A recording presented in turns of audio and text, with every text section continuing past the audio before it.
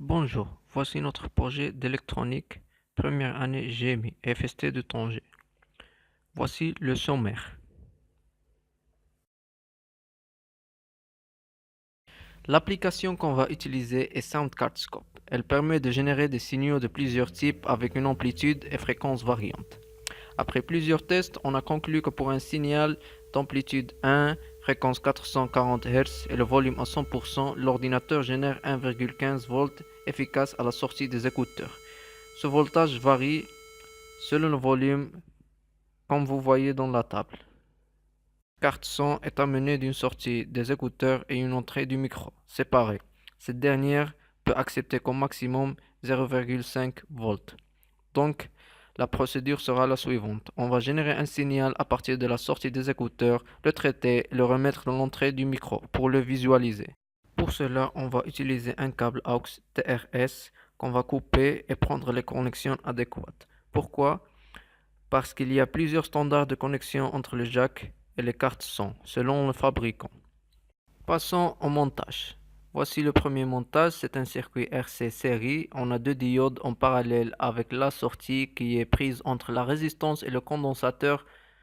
Ces diodes ont comme fonction de protéger le circuit. Le déphasage est calculé à l'aide de l'oscilloscope de multisim. Voici le montage et passons à la manipulation.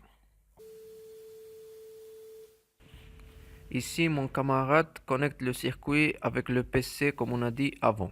On diminue le volume pour minimiser le voltage et minimiser les risques. On introduit l'entrée micro du PC et on visualise le signal en rouge. Ce signal n'a pas exactement le déphasage espéré. C'est à cause des instabilités des circuits et aussi de la carte son. On pense aussi que la manière dans laquelle on connecte les jacks affecte le signal d'une manière ou une autre. Voici la réponse à un signal carré d'entrée. On voit que le voltage saute, c'est pour cela qu'on diminue le volume.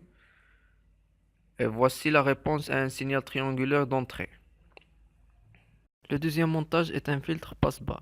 D'après la réactance d'un condensateur, on voit qu'à basse fréquence, le voltage aux bornes du condensateur est très grand par rapport au voltage de la résistance. Et à haute fréquence, le contraire. Donc, on atténue les signaux d'autres fréquences. Cela se voit dans le diagramme de Bode. On remarque aussi que la sortie est en retard. Cela est dû au temps de charge et de décharge du condensateur, donc de la constante de temps. Le circuit fonctionne comme un intégrateur. Cela dépend de la fréquence du signal d'entrée et de la constante du temps. Si la fréquence est très élevée, l'amplitude du signal de sortie sera atténuée. Et si la constante du temps est plus grande que la période, le condensateur n'aura pas assez de temps pour se charger et pour se décharger. Et donc, le signal sera plus aigu. Voici le montage et passons à la manipulation. Maintenant, le deuxième montage. On procède de la même manière que dans le premier, avec une manière délicate, à ne pas endommager notre carte son. On va commencer par un signal carré de fréquence 1 kHz. Et on voit que le signal de sortie est atténué. On voit aussi que le déphasage est à l'envers. Cela est causé par les instabilités de notre circuit ou bien par le logiciel. On change la fréquence à 5 kHz pour voir la réponse. On introduit on connecte une autre fois notre circuit et on voit que le signal est plus atténué.